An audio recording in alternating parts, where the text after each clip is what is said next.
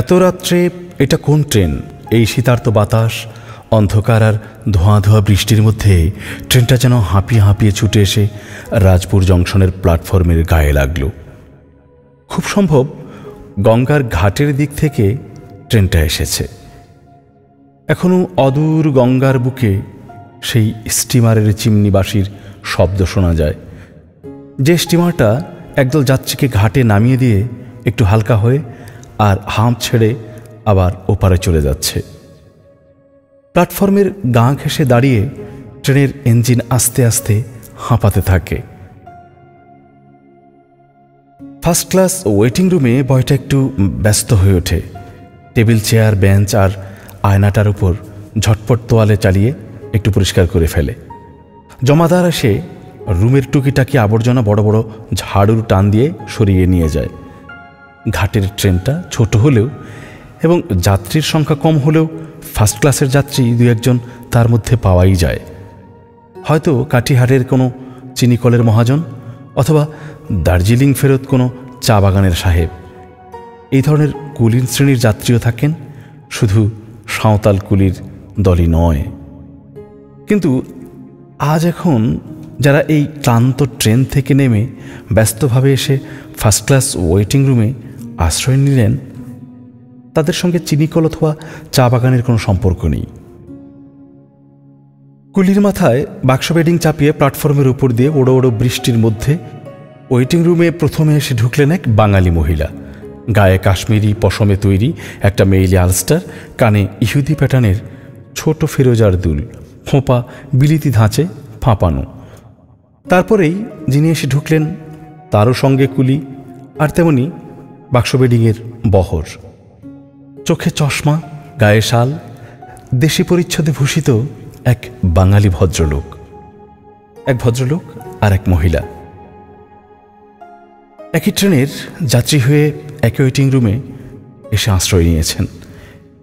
এইমাত্র সম্পর্ক, যদি নেহাতি একে সম্পর্ক বলা যায়।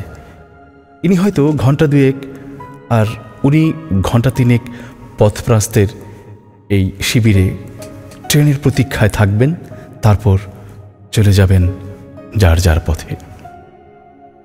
কিন্তু আশ্চর্য, ঘরে ঢোকা মাত্র দুজনে দুজনের মুখের দিকে তাকিয়ে প্রথমে চমকে ওঠেন, তারপরেই চিত্রবৎ স্তব্ধ হয়ে থাকেন। দুজনেই যেন অপ্রস্তুত ও লজ্জিত, বিরক্ত ও বিড়ম্বিত এবং একটু ভীতও হয়েছেন, যেন কাঠগড়া থেকে পলাতক ফেরারি আসামির মতো বহুদিন পরে এবং নতুন করে এক আদালত ঘরের মধ্যে দুজনে এসে পড়েছেন। মাধুরী রায়ের আলস্টারে কুচি কুচি জলের ফোঁটা নিঃশব্দে চিকচিক করে। শতদল দত্ত জলে ভেজা চশমার কাঁচ মুছে নিতে ভুলে যায়। এটা রাজপুর জংশনের ওয়েটিং রুম, আদালত নয়। জঙ্গ নেই, উকিল নেই, সাক্ষী নেই, সারি সারি সাজানো কতগুলো নিষ্পলক লোকচক্ষু নেই প্রশ্ন করে লজ্জা দিতে, স্বীকৃত বা স্বাক্ষর আদায় করতে তৃতীয় কোনো ব্যক্তি নেই। তবু এই নিভৃত সান্নিধ্যই দুজনের কাছে বড় বেশি দুঃসহ বলে মনে হয়। সরে পড়তে পারলে ভালো, সরে যাওয়াই উচিত। শতদল দরজার কাছে এগিয়ে এসে ডাক দেয়, কুলি। মাধুরীর জিনিসপত্র ছড়িয়ে পড়ে আছে ওই বেঞ্চের উপর। শতদলের জিনিসপত্র স্তূপীকৃত হয়ে রয়েছে ওই টেবিলটার ওপর। এক্ষুনি জিনিসপত্র আবার কুলির মাথায় চাপিয়ে শতদল দত্তকে চলে যেতে হবে, কিন্তু কোথায় তা সে জানে না। শুধু অদৃশ্য লজ্জায় অভিভূত এই ওয়েটিং রুম ছেড়ে অন্য কোনোখানে, হয়তো ওই মুসাফিরখানায়, যেখানে এরকম আলো নেই, আসবাবও নেই, কিন্তু অতীতের এক অস্পষ্ট ছায়াকে এত জীবন্ত মূর্তিতে মুখোমুখি দেখে বিব্রত হওয়ার শঙ্কাও সেখানে নেই। শতদলের ডাকে সাড়া দিয়ে কিন্তু কুলিদের কেউ এলো না। এলো ওয়েটিং রুমের বয়। হুজুর। বয়কে উত্তর দিতে হবে।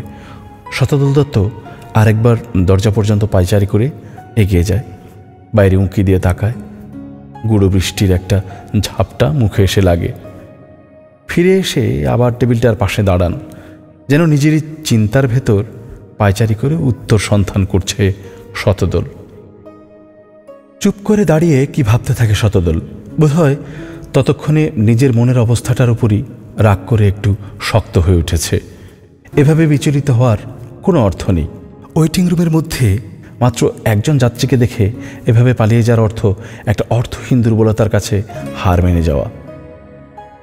ভয় বলে, ফরমাস করুন হুজুর। বেশ স্বচ্ছন্দভাবে শতদল দত্ত টেবিলের কাছে একটা চেয়ার টেনে নিয়ে বসে স্বচ্ছন্দ স্বরে ভয়কে নির্দেশ দেয়, চা নিয়ে এসো। আর ওদিকে কাশ্মীরি পশমের আলস্টার গা থেকে নামিয়ে মাধুরী রায় বেঞ্চের উপর রাখে। জিনিসপত্রগুলি সরিয়ে একটু জায়গা করে নিয়ে বেঞ্চের উপরেই চুপ করে বসে থাকে শতদল দত্ত আর মাধুরী রায়। দুজন ট্রেন যাত্রী মাত্র রাজপুর জংশনের ওয়েটিং রুমের মধ্যে বসে থাকে ট্রেনের প্রতীক্ষায়। এছাড়া দুজনের মধ্যে আজ আর কোনো সম্পর্ক নেই। শুধু আজ নয়, আজ প্রায় 5 বছর হলো দুজনের মধ্যে কোনো সম্পর্ক নেই, কিন্তু তার আগে ছিল। সেও তো প্রায় একটানা 7 বছর ধরে। সম্পর্কের লক্ষণ দেখা দিয়েছিল প্রায় 12 বছর অতীতে, যে অতীতে মাধুরী মিত্র নামে দেখতে বড় সুন্দর এক অনুরা তরুণী শতদলের মেজ বৌদির বান্ধবী মাত্র ছিল। আর স্থানটা ছিল ঘাটশিলা, সময়টা ফাল্গুন। মধুগ্রামের বিথিকায় যখন সৌরভের উৎসব জাগে, তারই মধ্যে আকস্মিক এক অপরাহ্নের আলোকে শুধু একটি বেড়াতে যাবার ঘটনা, সেই তো মাধুরী মিত্রের সঙ্গে শতদল দত্তের সম্পর্কের আরম্ভ। 1 বছরের পরিচয়ে দুজনে দুজনকে যে খুবই বেশি ভালোবেসেছিল তাতে সন্দেহ নেই। সে ভালোবাসা আইন মতো রেজিস্ট্রিও করা হয়, তার মধ্যেও কোনো ভুল ছিল না। কিন্তু বিয়ের পর 7টি বছর পার হতে না হতেই মাধুরী দত্ত আর শতদল দত্তের মধ্যে যে ভালোবাসার জোর আর রইল না। তাই এবার দুজনেই স্বেচ্ছায় এবং আইন মতো আদালতের শরণ নিল। রেজিস্ট্রি করা সম্পর্ক বাতিল করে দিয়ে দুজনের ছাড়াছাড়ি হয়ে গেল। কে জানে কেমন করে দুজনেই বুঝতে পেরেছিল ভালোবাসার জোর আর নেই। মনের দিক থেকে দুজনে দুজনেরই কাছে যখন পর হয়ে গেল, তখন লোকচক্ষুর সম্মুখে অনর্থকার থিয়েটারের স্বামী স্ত্রীর মতো দাম্পত্যের অভিনয় না করে দুজনেই দুজনের কাছ থেকে বিদায় নিল। কেউ কাউকে বাধা দিল না। ফাল্গুনের ঘাটশিলার মধুগ্রামের সৌরভে যে প্রেমের আবির্ভাব, মাত্র 7টি নতুন ফাল্গুনও তার গায়ে সহ্য হল না। এত জোর ভালোবাসার পর বিয়ে, তবু বিয়ের পর ভালোবাসার জোরটুকুই ভেঙে যায় কি করে? তাও দুজনেই বাস্তব আর চাক্ষুষ প্রমাণ দেখে বুঝেছিল। একদিন এই ঘরে বসে এক মনে বই পড়ছিল মাধুরী, আর ও ঘরে একা একা নিজের হাতে কাপড় চোপড় গুছিয়ে বাক্সে ভরছিল শতদল। 1 সপ্তাহের জন্য ভুবনেশ্বরে গিয়ে থাকতে হবে, প্রত্নবিভাগের একটা সার্ভে তদারকের জন্য। শতদলের রওনা হবার আগের মুহূর্ত পর্যন্ত মাধুরী একবার এসে চোখের দেখা দিয়েও যেতে পারল না। সেদিন মনে হয়েছিল শতদলের, এই যে পৌষের প্রভাতে জানালা দিয়ে এত আলো ঘরের ভেতরে এসে লুটিয়ে পড়ছে, নিতান্ত অর্থহীন, কোনো প্রয়োজন ছিল না।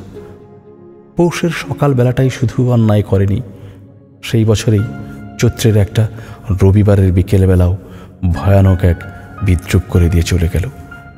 প্রতি রবিবারের মতো সাজসজ্জা করে বেড়াতে যাওয়ার জন্য প্রস্তুত হয়ে বসেছিল মাধুরী এই ঘরে, আর পাশের ঘরে গভীর মনোযোগ দিয়ে চালুক্য স্টাইলের মন্দির ভিত্তির একটা স্কেচ আঁকছিল শতদল। বেড়াতে যাবার কথা একটিবারের জন্য তার মনে হলো না, কোনো সাড়া দিল না। জানালা দিয়ে বাইরের আকাশের দিকে তাকিয়ে মাথুরীর শুধু মনে হয়েছিল অস্তাচলের মেঘে এই ক্ষণিকের রক্তিমা নিতান্ত অর্থহীন, একটা অলক্ষণে ইঙ্গিত, আর একটু পরেই তো অন্ধকারে সব কালো হয়ে যাবে। এই ছলনার খেলা আর না করে সূর্যটা যদি একটু তাড়াতাড়ি ডুবে যায় তবেই ভালো। একে একে এই রকম আরও সব লক্ষণ দেখে দুজনে বুঝেছিল ভালোবাসা আর নেই, কিংবা ভালোবাসা ছিল না বলেই এইসব লক্ষণগুলি একে একে দেখা দিচ্ছিল। কে জানে কোনটা সত্য? হয়তো চেষ্টা করলে দুজনেই জানতে পারত, হয়তো জেনেছিল, হয়তো জানেনি। যাই হোক, জানা না জানার ব্যাপারে কেউ কাউকে দোষ দিতে পারে না। হয় দুজনেই জেনে শুনে চুপ করেছিল, কিংবা দুজনে ইচ্ছে করেই জানতে চেষ্টা করেনি। এও হতে পারে দুজনেরই নতুন করে আর গোপন করে কোনো নতুন জনের ভালোবাসায় পড়েছিল, তাই মিথ্যে হয়ে গেল ঘাটশিলার পুরাতন ফাল্গুন, কিংবা সেই ফাল্গুন নিজেই সৌরভহীন হয়ে গিয়েছিল। তারই বেদনা দুজনকে দুই দিক নিয়ে চলে গেল, একজনকে একটি হেমন্তের সন্ধ্যায়, আরেকজনকে একটি আষাঢ়ের পূর্ণিমায়। যাই হোক না কেন, দুজনের মনে সেজন্য আর কোনো ক্ষোভ বা দুঃখ ছিল না। হয় দুজনেই ভুল করেছে, হয় দুজনেই ঠিক করেছে, কেউ কাউকে দোষ দিতে পারে না। কেউ কাউকে দোষ দেয়নি, ঘৃণা করেছিল, মার্জনা করতে পারেনি, দুজনেই দুজনকে। কিন্তু মনে মনে যেদিন এই মনের বিদ্রোহ মনের মধ্যে পুষে রাখা দুঃসহ হয়ে উঠল, সেদিন সরে গেল দুজনে। কেউ কাউকে অভিযোগ আর অপবাদের আঘাত না দিয়ে ভদ্রভাবে আদালতে আবেদন করে 7 বছরের সম্পর্ক নিঃশেষে চুকিয়ে দিল। ছাড়াছাড়ি হবার পর বছর দেড়েক যেতে না যেতে শতদল শুনেছিল মাথুরী বিয়ে করেছে অনাদি রায় নামে এক ইঞ্জিনিয়ারকে। মাথুরীও খবরের কাগজে পড়েছিল অধ্যাপক শতদল দত্ত আবার বিয়ে করেছেন। নবজীবন সঙ্গিনীর নাম সুধাকণা, কলকাতারই একটা সেলাই স্কুলের টিচার। এই নতুন দুটি বিয়েও নিশ্চয়ই দেখে শুনে ভালোবাসার বিয়ে। যে যাই বলুক, মাথুরী জানে অনাদি রায়কে স্বামী রূপে পেয়ে সে সুখী হয়েছে। বাইরে থেকে না জেনে শুনে যে যত আজে বাজে মন্তব্য করুক না কেন, শতদলও জানে সুধাকে পেয়ে সে সুখী হয়েছে। তাই আজ রাজপুর জংশনের এই ওয়েটিং রুমে, এই শীতার্ত মাঝরাত্রির নিঃশব্দ মুহূর্তগুলির মধ্যে মাথুরী রায় আর শতদল দত্তের সম্পর্ক নিয়ে এসব প্রশ্ন আর গবেষণা নিতান্ত অবাস্তব ও নিষ্প্রয়োজন। সেই ইতিহাস ভালোভাবে শেষ করে দিয়ে ওরা দুজনে একেবারে ভিন্ন হয়ে গেছে। কোনো সম্পর্ক নেই, অতীতের প্রশ্ন নয়, প্রশ্নটা ছিল বর্তমানের। এমন করে একটা অযথা সময়ে পথের প্রতীক্ষা ঘরে সেই দুটি জীবনেরই মুখোমুখি সান্নিধ্য দেখা দেয় কেন? যারা প্রতিদিন মুখোমুখি হবার অধিকার আদালতের সাহায্যে 5 বছর আগেই নিয়ম বহির্ভূত করে দিয়েছে। এই আকস্মিক সাক্ষাৎ যেন একটা বিদ্রূপের ষড়যন্ত্র, যেমন অবৈধ তেমনি দুঃসহ। ঘটনাটাকে তাই যেন মন থেকে কেউ ক্ষমা করতে পারে না, অথচ আপত্তি বা প্রতিবাদ করারও কোনো যুক্তি নেই। মাধুরী না হয়ে আর শতদল না হয়ে যদি অন্য কোনো মহিলা যাত্রী ও পুরুষের যাত্রী এইভাবে এই প্রতীক্ষা গৃহে আশ্রয় নিত, এ ধরনের অস্বস্তি নিশ্চয়ই কারো হতো না, বরং স্বাভাবিকভাবে দু একটা সাধারণ সৌজন্যের ভাষায় দুজনের পক্ষে আলাপ করাও সম্ভব হতো। কিন্তু মাধুরী রায় আর শতদল দত্ত পরস্ত্রী আর পরপুরুষ, কোনো সম্পর্ক নেই। তবু মনভর সংকোচ আর অস্বস্তি নিয়ে ওয়েটিং রুমের নিঃশব্দতার মধ্যে অসহায়ভাবে যেন বন্দী হয়ে বসে থাকে। এই নীরবতার মধ্যে শতদল দত্তের ভারাক্রান্ত মন কখন যে ডুবে গিয়েছিল, তন্ত্রার মতো একটা ক্লান্তিহরণ আরামে দুই চোখ বুজে গিয়েছিল, তা সে বুঝতে পারেনি। চোখ খুলে প্রথমেই বুঝতে পারে এটা ওয়েটিং রুম। একটু দূরে বেঞ্চের উপর বসে রয়েছে মাধুরী, দেয়ালের দিকে মুখ ঘুরিয়ে, কৌতূহলহীন এবং নিষ্পলক একজোড়া চোখের দৃষ্টি। শতদল কিন্তু মুখ ফিরিয়ে নিল না। তার দু চোখে একটা লুকিয়ে দেখার কৌতূহল যেন চঞ্চল হয়ে ওঠে। কিন্তু কি এমন দেখবার আছে? নতুন করেই বা দেখবার কি আছে? আছে এমন মেঘ রঙের ক্রেপের শাড়ি তো কোনোদিন পরেনি মাধুরী। এমন করে এত লম্বা আঁচল মাধুরীকে কখনো লুটিয়ে দিতে দেখেনি শতদল। বেড়াতে যাবার সময় মাধুরীকে অবশ্যই পরতে হতো তাঁতের শাড়ি, ঢাকাই বা অন্য কিছু চলতে গেলে যে শাড়ির ভাঁজে ভাঁজে ফিসফিস করে অদ্ভুত এক শব্দের সুর শিহরিত হয়। আঁচলে অবশ্য মাখতে হতো এক ফোঁটা হাসনাহেনার আরক। এইভাবে সুরসৌরভ হয়ে শতদলের পাশে চলতে হতো মাধুরীকে, নইলে শতদলের মন ভরত না। সেই সুর আর সৌরভের কোনো অবশেষ আজার নেই। মাধুরী বসে আছে এক নতুন শিল্পীর রুচি দিয়ে গড়া মূর্তির মতো, নতুন রঙে আর সাজে। এমন করে সন্তর্পণে অনধিকারের অবৈধ লোভ নিয়ে এবং লুকিয়ে লুকিয়ে কোনোদিন মাধুরীকে দেখেনি শতদল। আজ দেখতে পায় আর বুঝতে পারে এই মূর্তি সে মূর্তি নয়, একেবারে নতুন আর বেশ একটু কঠিন। ইঞ্জিনিয়ার অনাদি রায়ের স্ত্রী মাধুরী রায়। অবাস্তব চিন্তা আর অস্বস্তি থেকে মুক্তি পায় শতদল। বেশ স্বাচ্ছন্দ্যভাবে এবার নিজের প্রয়োজনের দিকে মন দেয়। ছোট একটা চামড়ার বাক্স খুলে তোয়ালে আর সাবান বের করে, হোলডল খুলে তার ভেতর থেকে একটা বালিশ আর চাদর বের করে অর্ধশয়ন লম্বা চেয়ারটার উপর রাখে।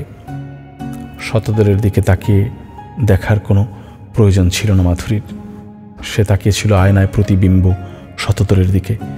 ইচ্ছে করে নয়, আয়নাতে শতদলকে দেখতে পাওয়া যাচ্ছিল তাই। এবং ইচ্ছে না থাকলেও লুকিয়ে দেখার এই লোভটুকু সামলাতে পারেনি মাধুরী। আয়নার দিকে তাকিয়ে দেখতে পায় মাধুরী বেশ স্বচ্ছন্দভাবে কাজ করছে শতদল। হাত ঘড়িটাকে খুলে নিয়ে একবার দম দিয়ে টেবিলের উপর রাখে শতদল। মাধুরী বুঝতে পারে এই ঘড়িটা সে ঘড়ি নয়।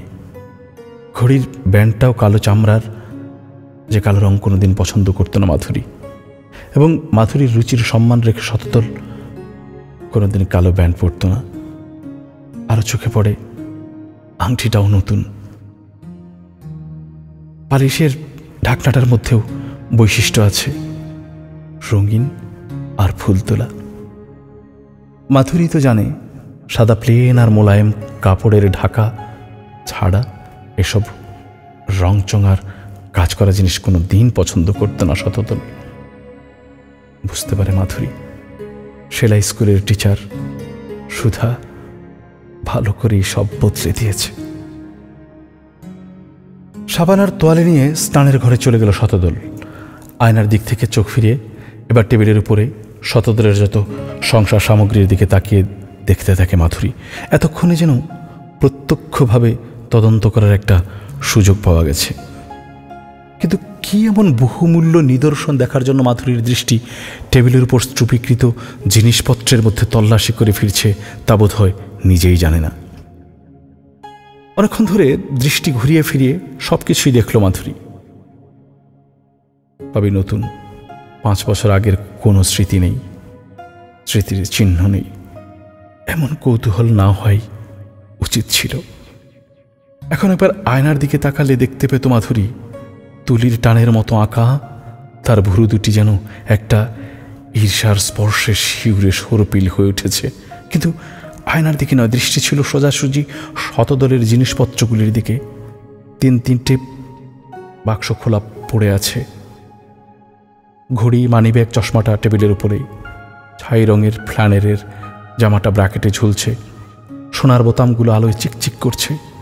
নিঃসম্পর্কিত এক মহিলার সম্মুখে সব ফেলে রেখে চলে গেছে ভদ্রলোক। চুরি হয়ে যেতে পারে সেই ভয় নেই। ভদ্রলোকের এই বিশ্বাসটা যেমন অস্বাভাবিক, তেমনি স্বাভাবিক মাধুরীর আচরণ। এত সতর্ক দৃষ্টি দিয়ে শতদলের জিনিসপত্র পাহারা দিতে তো কেউ তাকে বলেনি। শতদল আবার ঘরে ঢুকতেই মাধুরী অন্যদিকে মুখ ফিরিয়ে নেয়। হোক না দর্পণের প্রতিচ্ছা, একটু স্পষ্ট করেই এবার দেখতে পায় মাধুরী শতদল আগের চেয়ে অনেক রোগা হয়ে গেছে। সেলাই স্কুলের মাস্টারনির এদিকে বিশেষ কিছু যত্ন নেই বলে মনে হয়। হোক না 5 বছর অদেখা, আজও দেখে বুঝতে পারে মাধুরী খুব খিদে না পেলে শতদলের মুখটা ঠিক এরকম শুকনো দেখাতো না। মাধুরীর অনুমান মিথ্যে নয়। শতদল একটা টিফিন ক্যারিয়ারের মুখ খুলে খাবারের বাটিগুলো বের করে টেবিলের উপর রাখে, খেতে বসে। হাত তুলতে গিয়েই কীভাবে হাত নামিয়ে নেয়। ঘরের কোণে রাখা জলের কুজুটার দিকে একটা গেলাস হাতে নিয়ে গিয়ে যায়। দৃশ্যটা মাধুরীর চোখে আঘাতের মতো বেজে উঠবে কল্পনা করতে পারেনি মাধুরী, এবং তার জন্য প্রস্তুত ছিল না। হঠাৎ হয়ে গেল। আয়নার দিক থেকে মুখ ফিরিয়ে সোজা শতদলের দিকে হঠাৎ ক্ষুব্ধভাবে তাকায় মাধুরী। মাধুরীর এই চকিত কৃপাভঙ্গি, মৃদু ভুকুটি আর চোখের কুপিত দৃষ্টি কিন্তু এতক্ষণের গম্ভীরতার চেয়ে অনেক বেশি স্বাভাবিক দেখায়। মাধুরী বলে, ও কি হচ্ছে? আকস্মিক প্রশ্নে শতদল একটু চমকে উঠে মাধুরীর দিকে তাকায়। মাধুরী আবার বলে, একটা মুখের কথা বললে এমন ভয়ানক দোষের কিছু হতো না। শতদলের গম্ভীর মুখ হঠাৎ সুস্মিত হয়ে ওঠে। হেসে হেসে বলে, না, দোষ আর কি। মাধুরী উঠে দাঁড়ায় এবং এগিয়ে আসে। নিস্তব্ধ ওয়েটিং রুমের দুঃসহ মুহূর্তগুলির পেছন থেকে যেন তার আত্মা এতক্ষণে মুক্তি পেয়েছে। শতদলের স্বচ্ছন্দ হাসির শব্দে মাধুরীর ক্লিষ্ট মনের গাম্ভীর্য ভেঙে গেছে। শতদলের হাত থেকে গ্লাসটা নিয়ে হাসি মুখে বলে, তুমি বসো, এটা ওয়েটিং রুম, কর্নওয়ালিস স্ট্রিটের বাড়ি নয়, আর মাধুরীর জন্মদিনের উৎসব আজ নয়। যেদিন উৎসবের শোরগোল থেকে শতদলকে এমনই একটি ঘরের নিভৃতে নিয়ে গিয়ে সেই যে জীবনে প্রথম নিজের হাতে খাবার পরিবেশন করে খাইয়েছিল মাধুরী। কুজো থেকে জল ঢেলে নিয়ে গ্লাসটা টেবিলের উপর রেখে খাবারগুলো একটা ডিশের মধ্যে সাজিয়ে দিতে থাকে মাধুরী। কাচের গ্লাসে আর মাধুরীর হাতের চুড়িতে অসাবধানে সংঘাত লাগে, শব্দ হয়। 5 বছর আগের নিস্তব্ধ অতীত সে নিক্ষণে যেন চমকে জেগে ওঠে। 2 ট্রেন যাত্রী নয়, দেখে মনে হবে ওরা এই সংসারের 2টি সহজীবন যাত্রী। আর সে জীবনযাত্রায় কোনো খুঁত আছে বলে মনে হয় না। মাধুরীর হাতের আঙুলগুলি যদি একটু রোগা হয়ে গেছে, কিন্তু খাবারগুলোকে সেই রকমই আলগোছে যেন চিমটে দেয়া তোলে। সেই পুরনো অভ্যাস। শতদলের পাশে প্রায় গা ঘেঁষে দাঁড়িয়ে আছে। নিস্তব্ধ ঘরে মাধুরীর ছোট নিঃশ্বাসের শব্দ মাঝে মাঝে বেশ স্পষ্ট করে শোনা যায়। আঁচলটা কাঁধ থেকে খসে গিয়ে শতদলের একটা হাতের উপর লুটিয়ে পড়েছে। লক্ষ্য করে না মাধুরী। এমন সদৃশ বা অপার্থিব কিছু নয় যে লক্ষ্য করতেই হবে। সবই দেখছি বাজারের তৈরি খাবার। মাধুরীর কথার মধ্যে একটা আপত্তির আভাস ছিল, যার অর্থ বুঝতে দেরি হয় না শতদলের।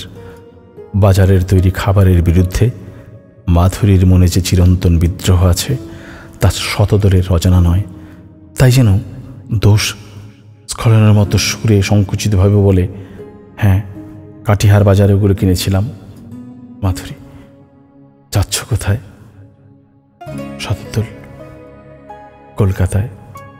মাধুরী, তুমি এখন কলকাতাতেই? শতদল, হ্যাঁ, তুমি? এ কথাগুলো না উঠলেই বোধ হয় ভালো ছিল। হাত কাঁপে, কাজের স্বাচ্ছন্দ্য হারায় মাধুরী। শতদলের প্রশ্নে যেন নিজের পরিচয়টা হঠাৎ মনে পড়ে গেছে মাধুরীর। কুষ্ঠিতভাবে একটু তফাতে সরে গিয়ে মৃদুস্বরে মাধবী উত্তর দেয়, রাজগীর। এই পর্যন্তই এসে প্রসঙ্গ ফুরিয়ে যায়। আর প্রশ্ন করে জানবার মতো কিছু নেই। একজন কলকাতা আর একজন রাজগীর, দুজন দুই ট্রেন যাত্রী মাত্র। এক ট্রেন নয়, এক লাইনের ট্রেনও নয়। তবু মনের ভুলে দুজনে যেন বড় কাছাকাছি হয়ে গিয়েছিল, যা নিতান্ত অশোভন আর অসঙ্গত। তাই দিয়ে দুজনে যেন কিছুক্ষণের মতো শোভন ও সঙ্গত হয়ে উঠেছিল।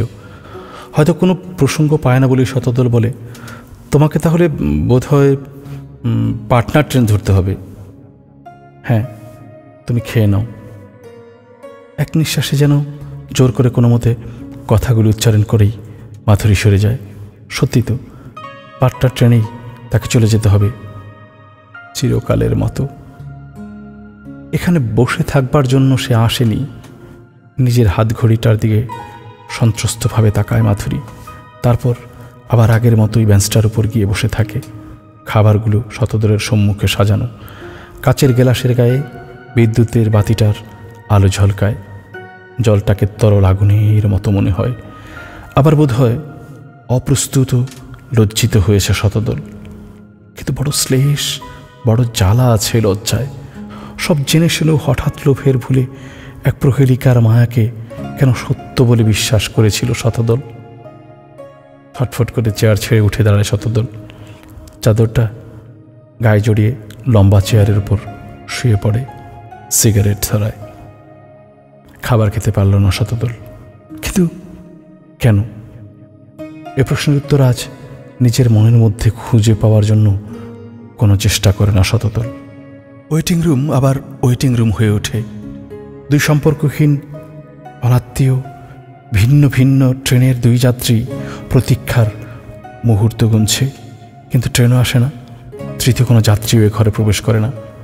আসে বয়, হাতে একটি ট্রে, তার উপর চায়ের সরঞ্জাম সাজানো, একটি টিপট, একটি দুধের জার, একটি চিনির পাত্র, কিন্তু পেয়ালা দুটি। টেবিলের উপর ট্রে সমেত চায়ের সরঞ্জাম রেখে বয় চলে যায়। তৃষ্ণার্ত দৃষ্টি তুলে চায়ের পাত্রের দিকে একবার তাকায় শতদল, কিন্তু পর মুহূর্তে যেন একটা বাধা পেয়ে দৃষ্টি ফিরিয়ে নেয়। ট্রের উপর দুটি চায়ের পেয়ালা। কি ভয়ানক বিরূপ! কোন বুদ্ধিতে বয়টা দুটি চায়ের পেয়ালা দিয়ে গেল কে জানে। সেরকম কোনো নির্দেশ তো বয়কে দেয়নি শতদল। চা খাওয়া আর সম্ভব হলো না। সোজাসুজি তাকিয়ে না দেখুক, মাধুরী যেন মনের চোখে দিয়ে স্পষ্ট করেই দেখতে পাচ্ছে খাবার স্পর্শ করছে না শতদল। চাও বোধ হয় খাবে না। বয়টা এক নম্বরের মূর্খ। চাটা যদি ঢেলে দিয়ে যেত তবে ভদ্রলোক বোধ হয় এরকম কুণ্ঠিত হয়ে বসে থাকতেন না। কিন্তু এই কুণ্ঠাই বা কেন? এ তো আর মধুপুর নয়, সেজ মামার বাসাও নয়, আর সেই বড়দিনের ছুটির দিনটাও নয়। বড়দিনের ছুটিতে মধুপুরে সেজ মামার ওখানে বেড়াতে গিয়েছিল শতদল আর মাধুরী। প্রথম দিনেই দুর্ঘটনা ঘটেছিল। অনেকটা এইরকমই নিঃশব্দ প্রতিবাদের মতো। চা না খেয়ে সারা সকালটা বাগানের একটা ঝাউয়ের নিচে চেয়ারে টেনে বসে রইল শতদল। প্রতিবাদের কারণ বাড়িতে এত লোক থাকতে আর সবার উপরে মাধুরী থাকতেও শতদলকে চা দিয়ে গেল বাড়ির চাকর। রহস্যটা যখন ধরা পড়ল, বাড়ি শুদ্ধ লোক তখন লজ্জায় অপ্রস্তুত হয়ে গেল। সবচেয়ে বেশি বকুনি খেল মাধুরী। মামিমা বকলেন, সেজ মামা বকলেন, এমনকি স্বল্পভাষী বড়দাও বললেন, যখন জানিস যে তুই নিজের হাতে চা না এনে দিলে শতদল অসন্তুষ্ট হয় তখন। কিন্তু এটা ওয়েটিং রুম, সেজ মামার বাসা নয়। অভিমানী স্বামীর মতো এমন মুখ ঘুরিয়ে এভাবে পড়ে থাকা আজ আর শতদলকে একটুও মানায় না। কিন্তু কি আশ্চর্যই বিসদৃশ অভিমানের আবেদন ওয়েটিং রুমের অন্তর যেন স্পর্শ করছে। রঙ্গমঞ্চের একটি নাট্যাংশের দৃশ্যের মতো কৃত্রিম হয়ে ঘটনাটা সত্যি সত্যি মান অভিমানের দাবি নিয়ে যেন প্রাণময় হয়ে ওঠে। মাধুরীকে এখানে ধমক দিয়ে কর্তব্য স্মরণ করিয়ে দেবার কেউ নেই, তবু নিজের মনের গভীরে কান পেতে শুনতে পায় কেউ যেন তাকে কর্তব্য স্মরণ করিয়ে দিচ্ছে। খাবার খাচ্ছ না কেন? বড় কোমল এবং মৃদু অনুনয়ের সুর ছিল মাধুরীর কথায়। শতদল শান্তভাবে উত্তর দেয়, না, এত রাত্রে এসব আর খাবো না, তবে শুধু চা খাও। হ্যাঁ, চা অবশ্য খেতে পারি, তুমি খাবে না? মাধুরীর মুখে হাসির ছায়া পড়ে। আমার কি চা খাবার কথা ছিল? শতদল লজ্জিতভাবে হাসে। তা অবশ্য ছিল না, কিন্তু বয়টা যখন ভুল করে 2 পেয়ালা দিয়ে গেছে তখন 1 পেয়ালা চা আমার খাওয়াই উচিত, তাই তো? মাধুরীর কথার মধ্যে কোনো সংকোচ বা জড়তা ছিল না। হেসে হেসে কথাগুলি বলতে খুব পারে মাধুরী। শতদল বলে, আমি তো তাই মনে করি, বয়টার আর কি দোষ বলো? মাধুরী, না, বয়কে আর দোষ দিয়ে লাভ কি? দুজনেই ক্ষণিকের মতো গম্ভীর হয়। সত্যি তো, বয়কে দোষ দিয়ে লাভ নেই। মাধুরীর কথাগুলির মধ্যে একটা আক্ষেপের সুর যেন মিশে আছে। বোধহয় বলতে চায় মাধুরী, বয়টার দোষ হবে কেন? দোষ অদৃষ্টের। নইলে আজ 5 বছর পরে এমন একটা বিশ্রী রাত্রিতে একটা ওয়েটিং রুমের চক্রান্তে পড়ে কেন ওইভাবে অপ্রস্তুত হতে হবে? হয় আর চুপ করে বসে থাকার শক্তি ছিল না, নয় ইচ্ছে করে এই ওয়েটিং রুমের চক্রান্তে আত্মসমর্পণ করতে চায় মাধুরী।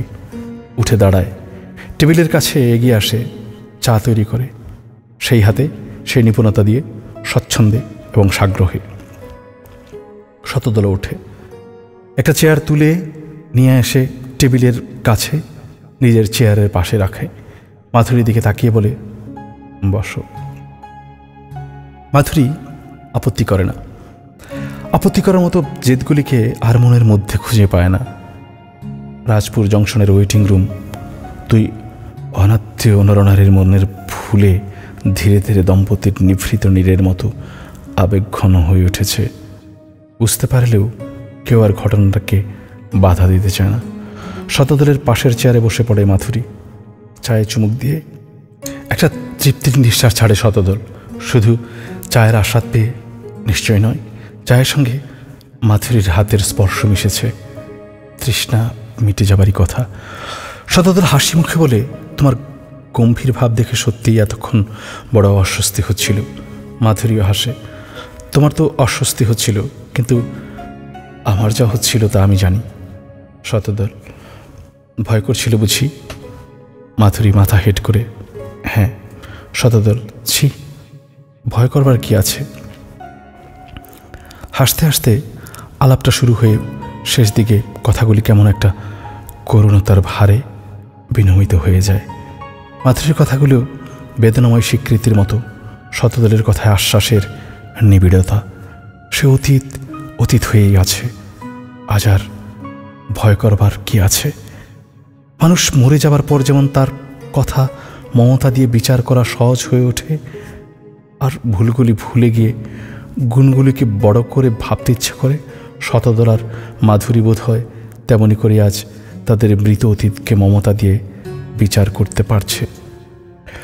অতীতের সেই ভয়, ঘৃণা ও সংশয়ের ইতিহাস যেন নিজেরই জ্বালায় ভস্য হয়ে সংসারের বাতাসে হারিয়ে গেছে। আজ শুধু মনে হয় সেই অতীত যেন 7 বছরের একটি রাত্রির আকাশ। তার মধ্যে ফুটে উঠেছিল ছোট বড় কত তারা, কত মধুর ও স্নিগ্ধ তারা আভা। সে আকাশ একেবারে হারিয়ে গেছে। ভাবতে কষ্ট হয়, বিশ্বাস করতে ইচ্ছে করে না, ফিরে পেতে ইচ্ছে করে বই কি। শতদলের মুখের দিকে তাকিয়ে মাধুরী বলে, তুমি অনেক রোগা হয়ে গেছ। শতদল, নিজে কি হয়েছ? চায়ের পেলাটা হাতে ধরে রেখেছিল মাধুরী। সেই দিকে তাকিয়ে শতদল অনুযোগের সুরে বলে, আঙুলগুলোর এ দশা হয়েছে কেন? মাধুরী, কি হয়েছে? কি বিশ্রী রকমের শুরু হয়ে গেছে? মাধুরী লজ্জিতভাবে হাসে, আঁচলের আড়ালে হাতটা লুকিয়ে ফেলতে চায়, কিন্তু শতদল যেন একটু দুঃসহ লোভের ভুলে কাণ্ডজ্ঞান হারিয়ে মাধুরীর হাতটা টেনে নিয়ে 2 হাত দিয়ে চেপে ধরে। মাধুরী আপত্তি করে না। এ বড় অদ্ভুত, 7 বছরের যে জীবনকুঞ্জ একেবারে বাতিল হয়ে গেছে, আজ এতদিন পর দেখা যায় বাতিল হয়ে গেছে তার কাঁটাগুলি, বাতিল হয়নি তার ছায়া। একটা অজানা সত্য যেন আজ হঠাৎ আবিষ্কার করে ফেলেছে শতদল। মাধুরীর মুখের দিকে তাকিয়ে বলে, তোমার মুখটি কিন্তু সেই রকমই আছে মাধুরী, একটুও বদলায়নি। বদলে গেছে সব, শুধু সেই মুখটি বদলায়নি। বাতিল হয়ে গেছে সব, শুধু সেই ভালোবাসার মুখটি বাতিল হয়ে যায়নি। এও কি সম্ভব? হয় চোখের ছলনা, নয় কল্পনার বিভ্রম। সব ছলনা ও বিভ্রমকে মিথ্যে করে দিয়ে মাধুরীর সারা মুখে নিবিড় একটা লজ্জার ছায়া রক্তাভ হয়ে ওঠে। প্রথম ভালোবাসার সম্ভাষণে চঞ্চলিত চিত অনুরা মেয়ের মুখের মতো নয়, বাসর কক্ষে প্রথম পরিচিত বধূর মুখের মতো নয়, দীর্ঘ আদর্শনের পর স্বামীর সম্মুখে সমাদর ধন্য নারীর মুখের মতোই। প্রায়কুঞ্জ নয়, বাসর কক্ষ নয়, দম্পতির গৃহনিভৃত নয়, রাজপুর জংশনের ওয়েটিং রুম। তবু শতদলার মাধুরী দুই ট্রেন যাত্রী বসে থাকে পাশাপাশি, যেন এইভাবে তারা চিরকালের সংসারে সহযাত্রী হয়ে আছে, কোনোদিন বিচ্ছিন্ন হয়নি। চা খাওয়া শেষ হয়। মাধুরী জিজ্ঞেস করে, কাকাবাবু এখন কোথায় আছেন?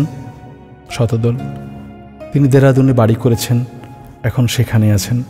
মাধুরী, পুটির বিয়ে হয়ে গেছে সেই রমেশের সঙ্গে। দিল্লি সেক্রেটারিয়েটে ভালো একটা চাকরি পেয়েছে রমেশ। মাধুরীর হাতটা বড় শক্ত করে ধরেছিল শতদল, যেন 5 বছর অতীতের এক পলাতক মায়াকে অনেক সন্ধানের পর এতদিনে কাছে পেয়েছে। 2 হাত দিয়ে ধরে রেখেছে তার এক হাত, যেন আবার হারিয়ে না যায়। তুমি বিশ্বাস করো মাধুরী, কি তোমাকে আমি ভুলিনি, ভুলতে পারা যায় না। বিশ্বাস না করার কি আছে? চোখেই তো দেখতে পাচ্ছি। কিন্তু তুমি কি, তুমি ভুলতে পেরেছ আমাকে? 2 চোখ বন্ধ করে মাধুরী যেন চারদিকের বাস্তব সংসারের লোকচক্ষুগুলিকে অন্ধ করে দিয়ে উত্তর দেবার জন্য প্রস্তুত হয়। মাথাটা শতদলের বুকের কাছে একটু ঝুঁকে পড়ে। 2 চোখের কোণে ছোট ছোট মুক্তা কণিকার মতো 2টি সজলতার বিন্দু জেগে ওঠে। 2 হাতে জড়িয়ে মাধুরীর মাথাটা বুকের উপর টেনে নেয় শতদল। বলতেই হবে মাধুরী, আমি না শুনে ছাড়ব না। হঠাৎ ছটফট করে ওঠে মাধুরী, যেন মাধুরীকে একটা আগুনের জ্বালা হঠাৎ 2 হাতে জড়িয়ে ধরেছে। শতদলের হাত ছড়িয়ে উঠে দাঁড়ায়। বাইরে শীতার্ত রাত্রির স্তব্ধতা চমকে দিয়ে প্রবল শব্দে লোহার ঘণ্টা বাজছিল ঝনঝন করে। ঘরের ভেতর আয়নাটাও কাঁপছিল, যেন 2টি জীবনের এই দুঃসাহসের ব্যভিচার ছইতে না পেরে ওয়েটিং রুমটাই আর্তনাদ করে উঠেছে। ধুলিয়ানা প্যাসেঞ্জার এসে পড়েছে, ছোটাছুটির সাড়া পড়ে গেছে প্ল্যাটফর্মের উপর। এই ট্রেনেই তো ওর আসবার কথা। উদ্ভ্রান্তের মতো কথাগুলি বলতে বলতে দরজার দিকে ছুটে যায় মাধুরী। 3য় যাত্রী এসে ওয়েটিং রুমের প্রবেশ করে। মাধুরীকে দেখতে পেয়েই তার সারা মুখে আনন্দে দীপ্ত হয়ে ওঠে, যেন এই অমরাবৃত রাত্রির পথে এতক্ষণ পরে পান্থশালার আলোক দেখতে পেয়েছে মাধুরী রায়ের স্বামী অনাদি রায়। মাধুরীর মুখ পুলকিত হয়ে উঠেছে দেখা যায়, কিন্তু তখনও যেন একটা বিষণ্ণতার স্পর্শ লেগেছিল। ক্লান্ত প্রদীপের আলোকে যেমন একটু ধোঁয়ার ভাব থাকে। অনাদি রায় কিন্তু তাতেই বিচলিত হয়ে ওঠেন। মাধুরীর কাছে এগিয়ে এসে ব্যস্তভাবে প্রশ্ন করেন, শরীর টরীর ভালো বোধ করছো তো? হ্যাঁ, ভালো আছি। অনেকক্ষণ ধরে একা একা বসে থাকতে হয়েছে না? হ্যাঁ, কী করবো বলো, ট্রেনগুলো যে এরকম বেটাইমে চলছে, নইলে 2 ঘন্টা আগেই পৌঁছে যেতাম। অনাদি রায় উৎসাহের সঙ্গে একটা বেডিং খুলতে আরম্ভ করেন। মাধুরী আপত্তি করে, থাক, এসব খোলামেলা করে লাভ নেই, তুমি একটু শুয়ে নাও। মাধুরী, রেস্ট পেলে শরীর ভালো করবে। থাক, আর কতক্ষণই বা। অনাদি রায় কিন্তু নিরুৎসাহিত হলেন না। বাক্স খুলে একটা মির্জাপুরি আলোয়ান বের করলেন। 2 ভাঁজ করে নিজের হাতেই আলোয়ানটা মাধুরীর গায়ে পরিপাটি করে জড়িয়ে দিলেন। এতক্ষণ চেয়ারের ওপর স্থির হয়ে বসে দেখেছিল শতদল একটা প্রহসনের দৃশ্য, নির্মম ও অশোভন। কিন্তু বেশিক্ষণ স্থির হয়ে বসে থাকা আর সম্ভব হলো না। একবার ব্যস্ত হয়ে ওঠে, দরজা পর্যন্ত এগিয়ে গিয়ে বাইরে উকি দিয়ে দেখে। ফিরে এসে জিনিসপত্রগুলি একেবারে অকারণ টানাটানি করে। যেন একটা শাস্তির কারাগারে বন্দী হয়ে শতদলের অন্তরাত্মা ছটফট করছে, যেন একটু সুস্থির হবার মতো ঠাঁই অথবা পালিয়ে যাবার পথ খুঁজছে শতদল। দৃশ্যটা সত্যি সহ্য হলো না। মির্জাপুরে আলোয়ান যেন মাথুরীর পথশ্রম ক্লান্ত আত্মাকে শত অনুরাগে জড়িয়ে ধরে রয়েছে। অনাদি রায় নামের এই সজ্জন কি গরবে গরিয়ান হয়ে বসে আছেন হাসি মুখে, আর ওই মাথুরী যেন পৌরাণিক কিংবদন্তির এক নারী। স্বয়ংবরার অভিনয় মাত্র করে, কিন্তু পরমাল্য দান করে তারই গলায়, যে তাকে লুট করে রথে তুলে নিয়ে চলে যেতে পারে। এক ভগ্নবাহু প্রতিদ্বন্দ্বীর মতো সকল পরাভবের দীনতা নিয়ে অসহায়ভাবে তাকিয়ে থাকে শতদল। সহ্য করতে কষ্ট হয়। চলে গেলেই তো হয়, কেন বসে বসে এত জ্বালা সহ্য করে শতদল? যেতে পারে না একটি লোভের জন্য। মাধুরীর কাছ থেকে সেই প্রশ্নের উত্তরটা শুনে যাবার লোভ। মাধুরী তাকে ভুলতে পারেনি, মাত্র এইটুকু সত্য মাধুরীর মুখ থেকে শুনে যেতে পারলেই জয়ীর আনন্দ নিয়ে চলে যেতে পারবে শতদল। কিন্তু ইহজীবনে এই উত্তর শুনে যাবার কোনো সুযোগ আর হবে কি? অনাদি রায় ঘড়ি দেখলেন, বোধহয় ট্রেনের টাইম এসেছে। মাধুরী তার আলস্টার জড়ালো গায়ে কুলিয়ে পৌঁছে গেল। পাটনার ট্রেন আসছে। স্বামীর পাশে দাঁড়িয়েছিল মাধুরী। কুলিরা চটপট জিনিসপত্রগুলি মাথায় চাপিয়ে দাঁড়ালো। রাজপুর জংশনের ওয়েটিং রুমকে শূন্য করে দিয়ে ওরা এখনই চলে যাবে।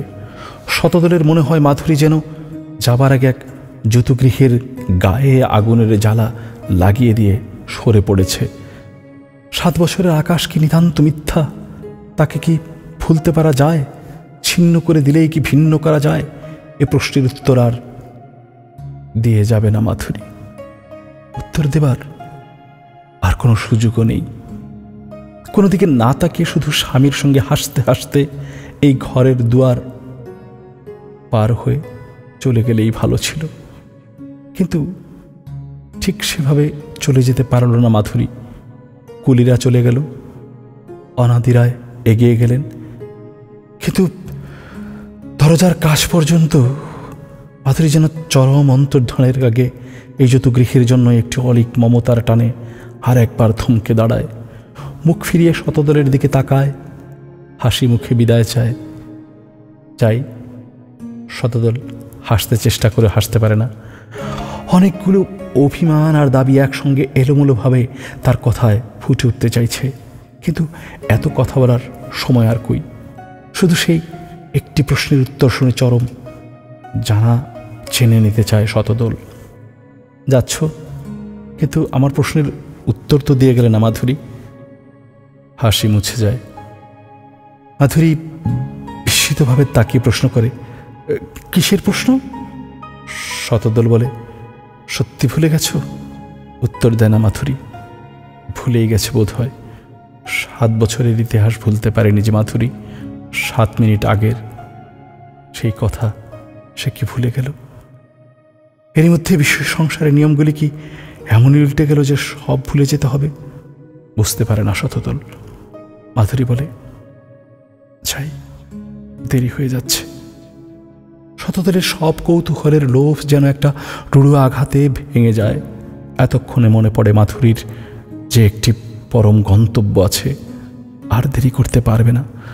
7 বছর দেরি করিয়ে দিয়েছে শতদল, এখন আর এক মুহূর্ত মাধুরীকে দেরি করিয়ে দেবার কোনো অধিকার নেই।